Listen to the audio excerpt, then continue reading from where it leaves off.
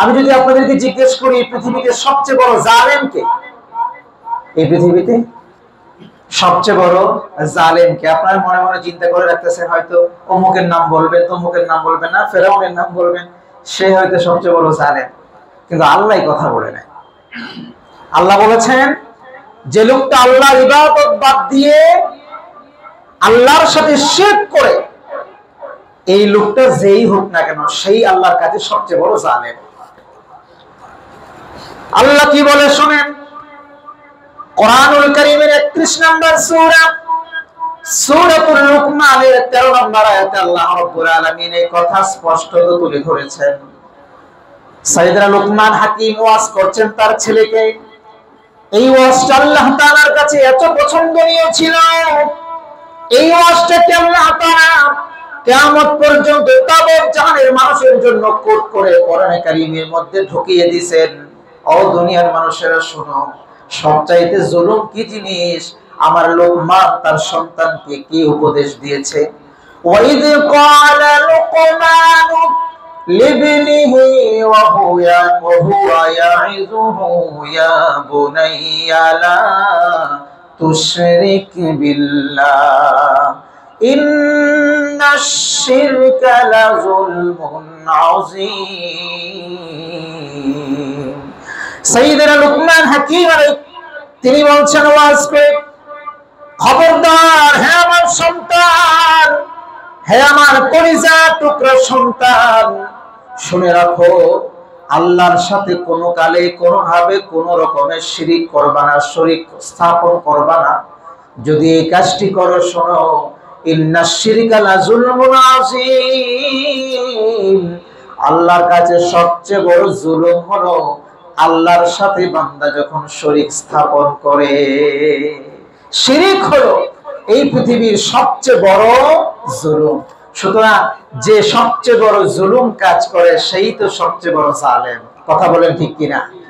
প্রিয় ভাইরা আমার, আপনারা বলবেন যে আমরা তো এক আল্লাহর প্রতি ঈমান এনেছি, এক আল্লাহর প্রতি ঈমান এনেছি, সুতরাং আমরা বুঝি এই এক নম্বরের জালেমের ঠিকানায় বুঝি আমরা নাই।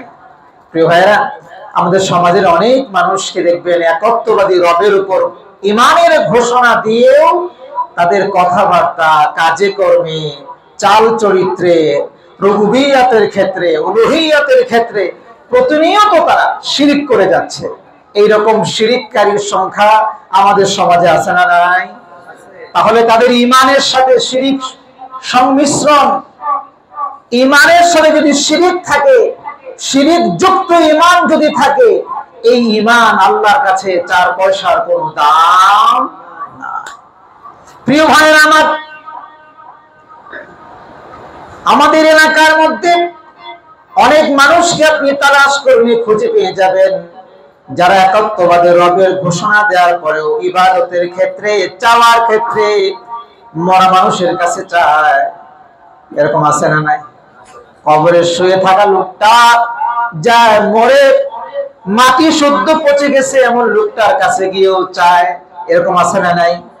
ভাইরে বিশ্বাস করেন, এইরকম যারা করে তারা কিন্তু স্পষ্টতই শিরক করে।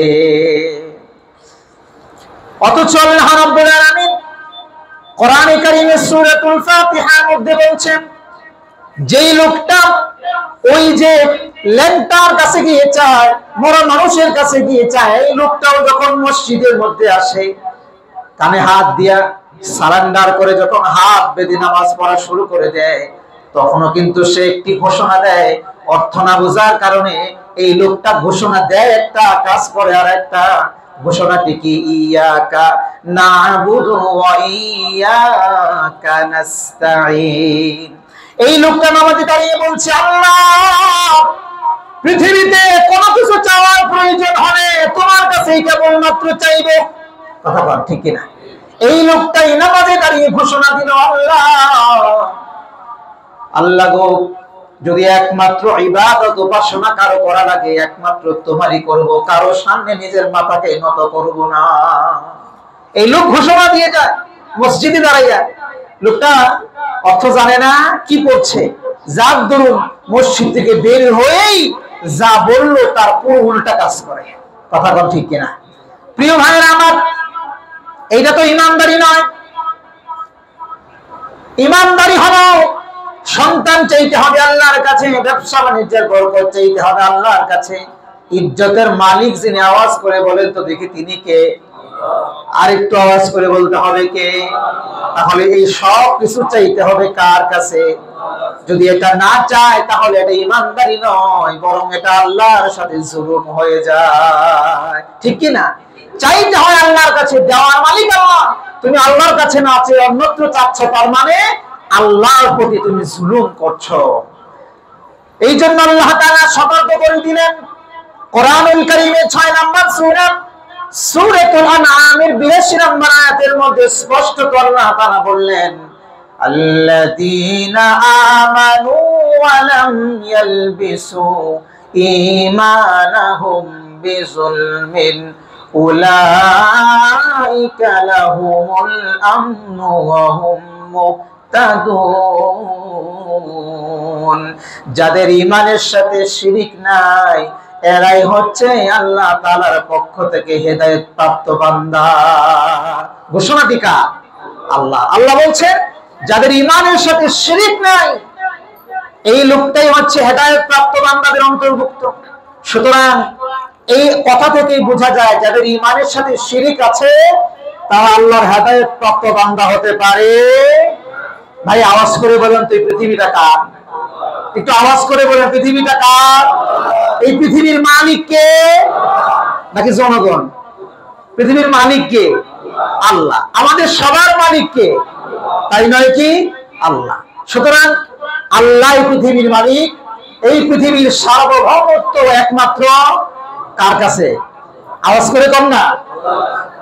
সুতরাং বোঝা গেল আমাদের সকল ক্ষমতার কেন্দ্রবিন্দু হলো মহান সুবহানাহু ওয়া তাআলা।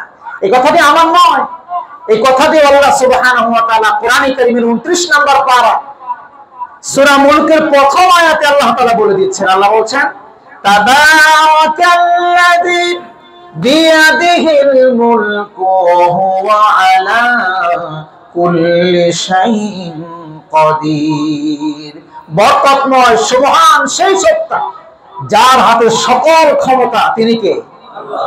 আওয়াজ করে বলেন আল্লাহ। আল্লাহর নাম বলতে এত কার্পণ্য কেন আপনাদের? ডর ভয় আছে নাকি আল্লাহর নাম বলতে? হ্যাঁ, এই পৃথিবীর সমস্ত ক্ষমতা একচ্ছত্রভাবে যিনি মালিকানা, তিনি কে? আল্লাহ। আবার আল্লাহ তাআলা সূরা বাকারা 165 নম্বর আয়াতে বলছেন, আন্নাল কুওয়াতা লিল্লাহি জামিআ। সকল ক্ষমতার মালিক হচ্ছেন মহান আল্লাহ। কশিন কালেও এই পৃথিবীর কোন মানুষ, কোন জনগণ, কেউ সকল ক্ষমতার উৎস কিংবা মালিক হতে পারে? এটা একটা শিরকি কথা। একমাত্র এই পৃথিবীর মালিকও যেমন আল্লাহ, সকল ক্ষমতার উৎস এবং সকল ক্ষমতার মালিক হলেন আল্লাহ।